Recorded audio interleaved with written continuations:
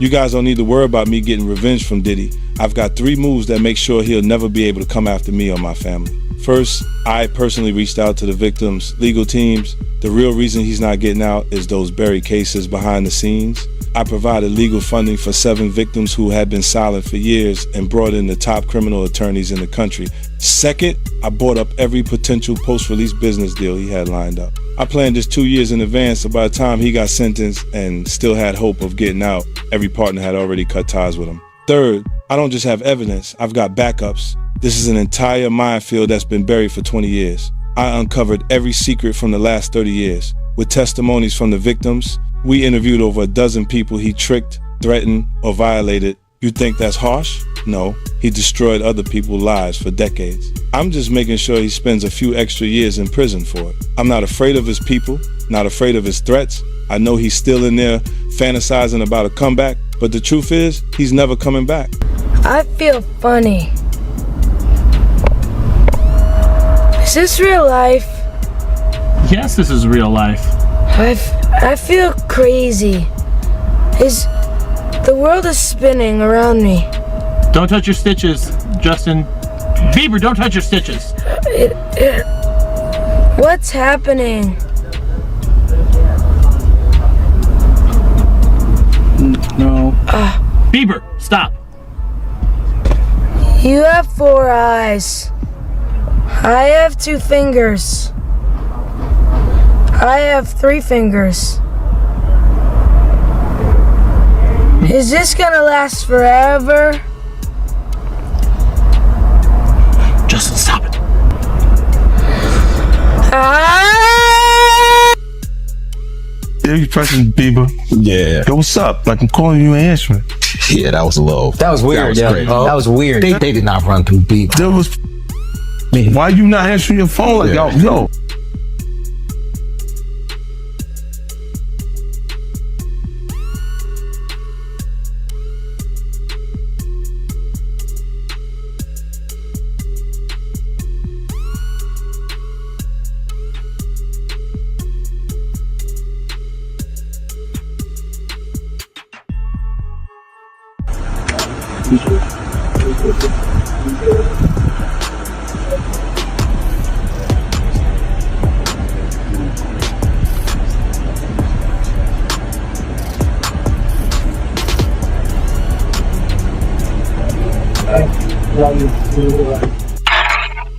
What's going on with you guys? Are you working together? I'm not. I mean, I think that we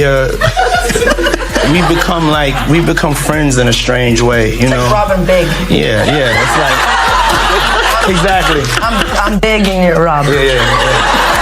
No, I mean, to a lot of us, he's like a little brother. You know what I'm saying? He's not afraid to call and ask for advice. He's somebody that, in the industry-wise, the record industry is a strong family, and he's somebody that, you know, we definitely have our arms around, and we want to protect him because he's such genuinely a nice person. Besides his talent, you know what I'm saying? He's one of the greatest kids that you could ever know. Justin, you...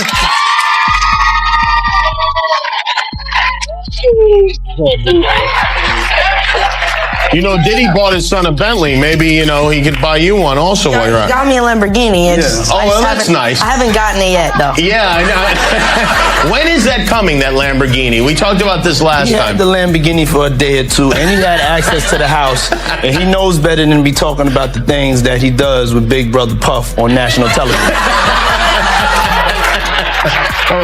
For years, the industry treated the warning signs like background noise. Awkward moments were brushed off. Uncomfortable clips were turned into memes. Serious questions were quietly ignored or pushed aside.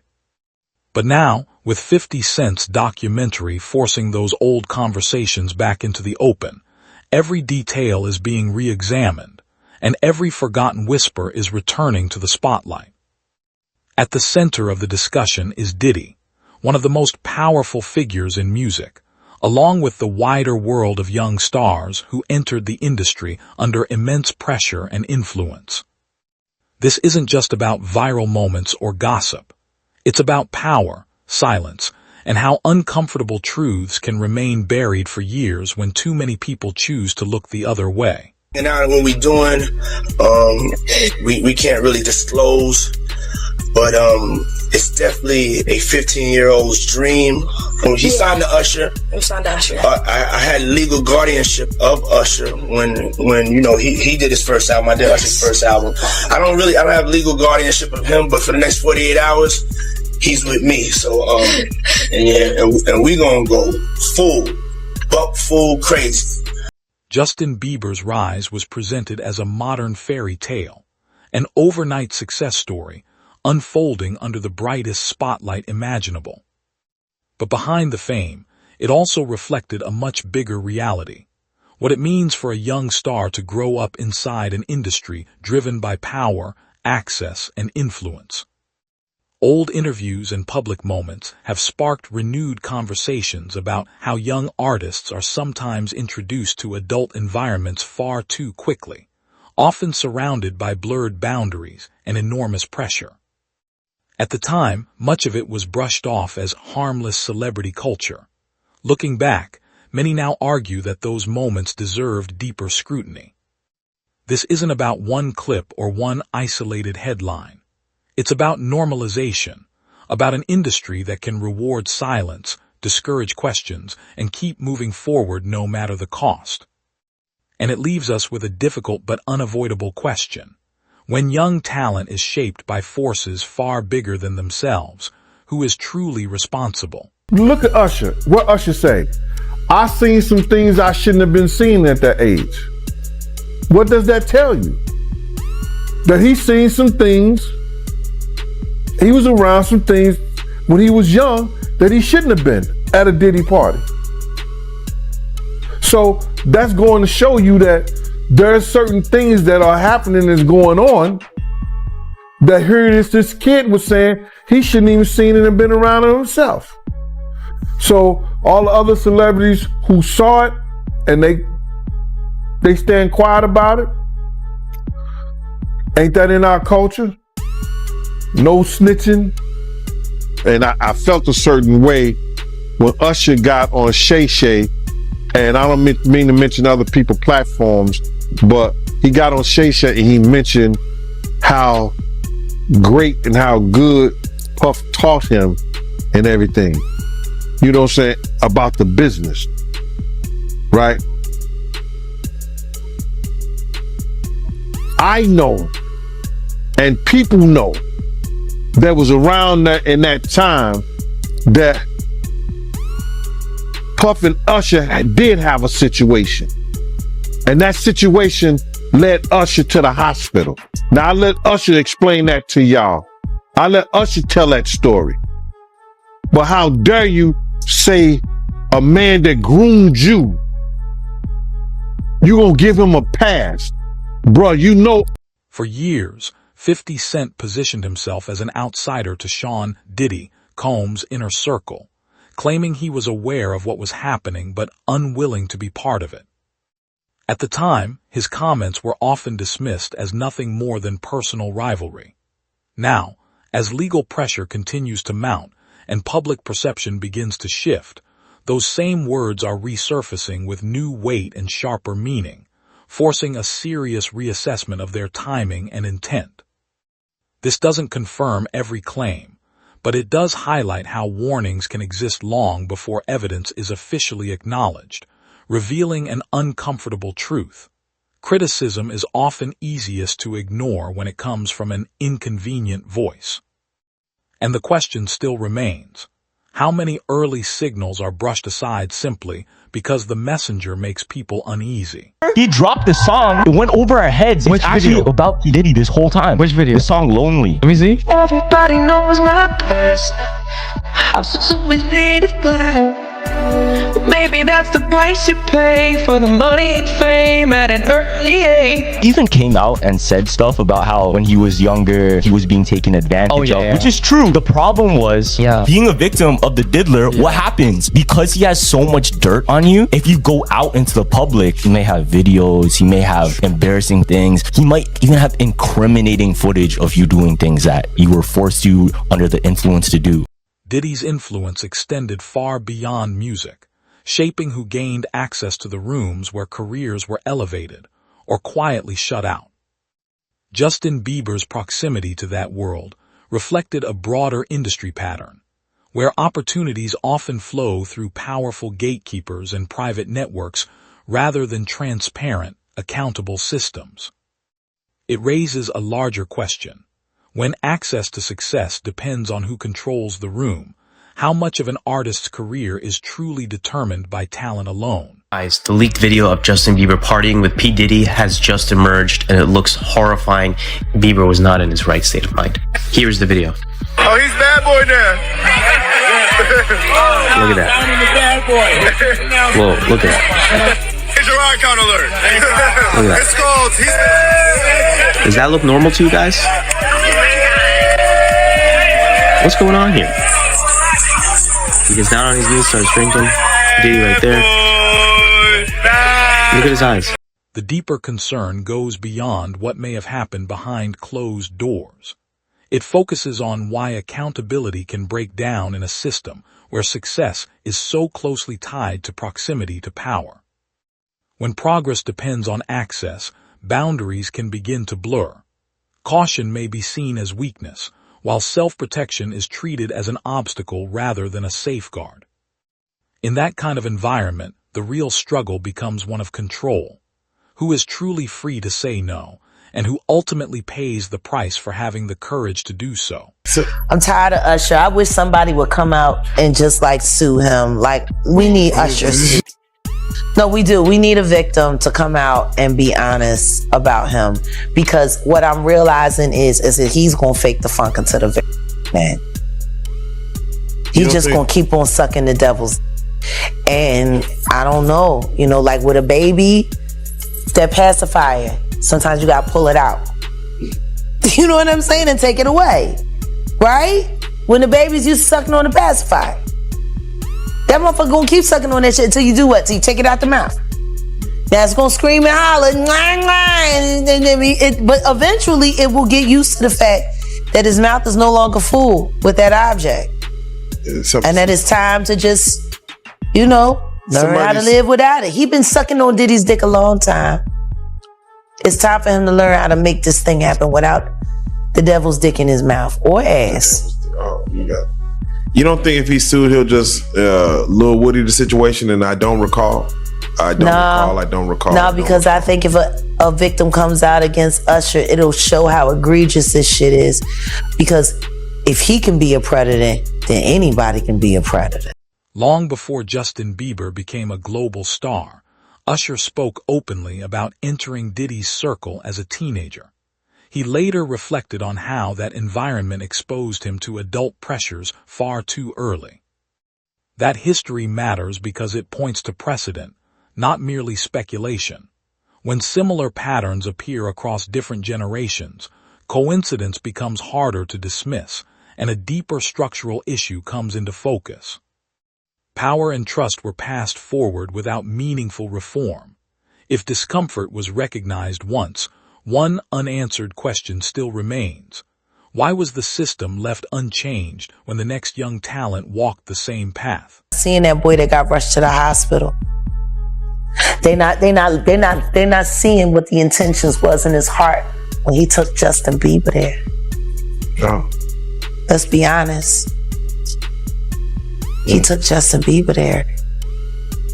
Diddy had been trying to get to Bieber for a minute. And his management was backing him off. But it wasn't until Usher took over management and had guardianship and gave temporary guardianship to the diddler for 48 hours. Think about that. He had already been to the hospital. That situation that Gene was talking about. And you still took Bieber there. But you got custody of him first. Diddy had already tried. They wouldn't let him. Actually, someone made reference to the fact that Diddy trying to get at Bieber the way he was trying to get at Bieber was looking a little predatory. And then Usher came in and discovered it and managed him and got custody of him and promised to look after him. And then he sent him to the diddler. Does that sound like a good guy? It's horrible. Does that sound like a good guy? Now that we know what Diddy's really like, what kind of fucking asshole do you gotta be to take another boy, another talented boy, and put him in your place so it ain't gotta be you? As scrutiny around Diddy intensified, many former allies retreated into silence, while 50 Cent only grew louder, revealing what some describe as an unspoken industry code. Speaking up can threaten relationships. Staying quiet can protect them. And over time, loyalty and self-preservation can become almost impossible to separate. This may be driven less by fear than by calculation, an environment where honesty constantly competes with career survival. And when silence becomes the safest option, one difficult question remains: can true accountability ever really exist? Usher look like he fresh off a goddamn plane. Usher fresh off the guard stage. That's my brother right here from day one. We used to wake up and, pause, but like just back in the days when he was like 10 and I was a little bit older, his older brother, we used to fight over the Frosted Flakes. You know what I'm saying? Before pause was invented. You know what I'm saying? But it's my brother for real. We used to actually wrestle off of the Frosted Flakes because he used to always get up early. Now he's one of the richest stars in the world. And what did Puff just say? Nobody's gonna acknowledge this for me. Puff just said we used to wrestle over the Frosted Flakes, and we're streaming live. That was stupid. Listen, that was stupid. Listen, having a good time. Usher is a procurer. And if Usher knew what was going to happen to any of those young children that he took to the Flavor Freak off, is he a good guy? Especially considering what happened to him. Especially considering that he sat with Howard Stern and Howard Stern said, would you send your kids to Puffy's Flavor Camp? And his immediate response was, hell no! So it's good enough for everybody else's kids, but it's not good enough for you. Yours are just good enough to die in Lake Lanier with no real investigation. Got it? Like, these aren't good people! All right, Jeff. He's not good! He's a... And the simple fact that Justin Bieber literally made a public statement and said, Usher asked me to do the Super Bowl with him and I turned it down. Run for the hills. Why would he turn it down? Who turns down the Super Bowl? Justin Bieber has never publicly accused Diddy of criminal wrongdoing. However, his later openness about anxiety, instability, and emotional exhaustion adds important depth to a much more complex story. He has spoken about facing intense pressure at a young age, being surrounded by adults with competing interests, and trying to manage massive success without the guidance or tools needed to protect his well-being. That history doesn't provide easy answers, but it challenges simple explanations and highlights the real cost of growing up too quickly in an environment where protection was not always clearly placed first. Yeah, she's crazy. She's a superstar. Superstar, right? So you're there and you see her and you see the way she's reacting to you. And I wonder what was going through your mind, because I've never had a chance to ask you that, because I know what was going through her mind because I've never had a chance to ask her that. And it's pretty clear in the video what's going through her mind. She can't even. What was going through your mind when you saw that kind of reaction? And also now in the knowledge that you were just coming out of that space yourself. I wanted to protect the moment. You know, I don't know how many opportunities I'm going to get. You know, we never know how many opportunities we're going to get with anybody. I mean, I'm tearing up thinking about it, just with the Kobe situation, you know. Just never know. And so I just wanted to be a good example, you know, and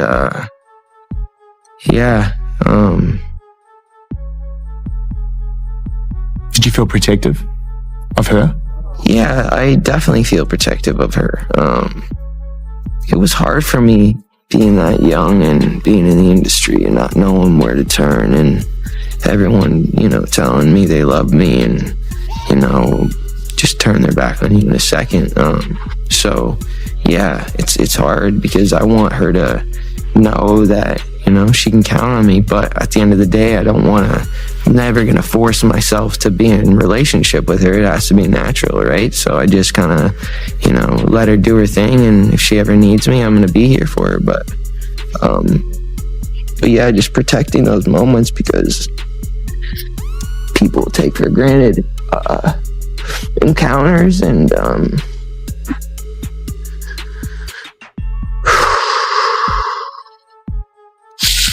yeah, so yeah, I just want to protect her, you know.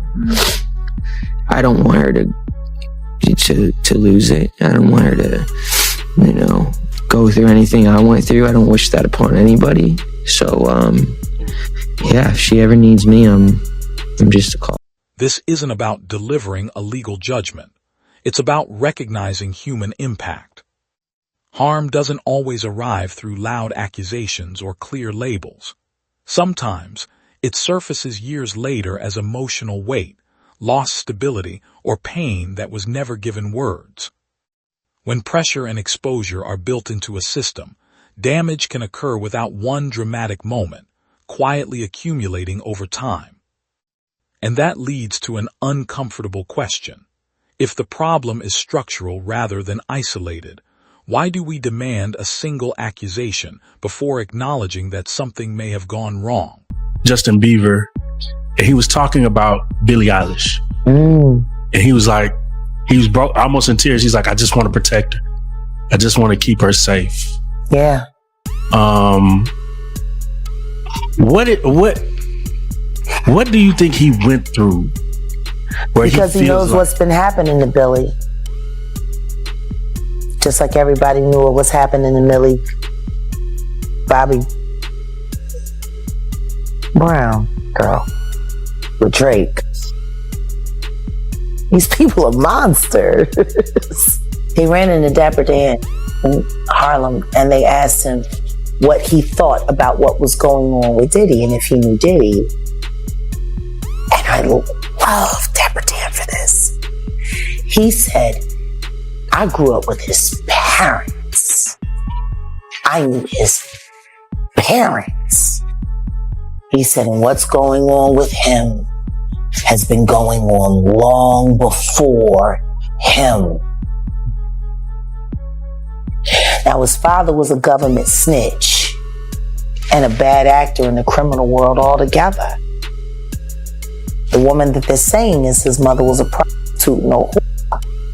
But there's whispers in the streets of Harlem that Diddy's mother isn't alive. Not his biological mother, but that woman is his aunt. Whoa. There are whispers. Wait a minute. There are whispers. Diddy's story is so convoluted, but nobody really likes talking about who he was before he became Puffy. Nobody, like, I would love if I could be granted an interview with him. To interview Diddy now in his most raw state about his life up until the age of 15 only. We got to learn how to stop making Diddy's. What made him him? Now, his pedigree comes from rat background. His father was a rat, snitch, not revered. He turned on Frank Lucas, who was the king of Harlem. And yet, Diddy was able to, siphon off enough of that juice, just enough to get people, but he needed Gene. Think about this. Gene was more of a father figure to Diddy than he was a bodyguard. And Gene was more than a bodyguard. He was an investigator. So when they went separate ways, clearly. When Diddy's story entered the federal courtroom, The conversation shifted from speculation to documented scrutiny grounded in evidence, legal procedure, and measurable outcomes. Charges, rulings, and appeals placed clear limits on what could responsibly be claimed, while also expanding the focus to what institutions themselves must confront. Courts are designed to judge individual actions, not entire cultures, and that gap leaves deeper questions unresolved. The message is clear. What is legal is not always what is right, and formal closure does not automatically erase systemic harm. When a case ends on paper, the real question remains. Does accountability stop there, or is that where the conversation truly begins? Looking at any black guys that are A-listers that's bigger than Diddy, there's only one that I could come up with. And there's a few I could come up with. Will Smith, he's bigger than Diddy. I would think Nick Cannon is bigger than Diddy.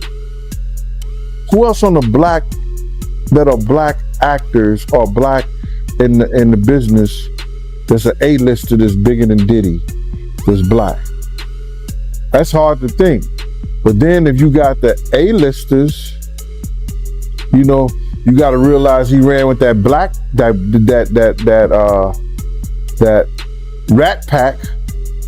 And I don't want to even say their names, but they said I got their names wrong last time. What's his name? Kushner? What's the other guy? Leonardo? Yeah, his name. Man, I don't keep up with these cats. But I heard that that's not only the tape that's being shot. There's some other tapes out there, other people too with him. And him doing some things with some other people. So there's quite a few tapes that might be out there, what they're hearing. And I don't want to see the tapes, but I want to know if they really true. Because if they got if they got some tapes out there and it's with some underage, whether it's celebrities or not, it's gonna be crazy, bro. It's gonna be. The intersection of 50 Cent, Diddy, and Justin Bieber reveals a deeper truth about celebrity-driven systems where power can rise, vulnerability can be overlooked, and accountability may come last, if it comes at all. Youth is marketed as authenticity, access is reframed as mentorship, and silence can be rewarded as professionalism, creating a culture where imbalance begins to feel normal instead of alarming. This isn't a story built on certainty or single targets, but on repeated conditions that continue to produce similar concerns. And when the same structures appear again and again, one question becomes impossible to ignore. When does the system stop being background noise and start becoming the real issue?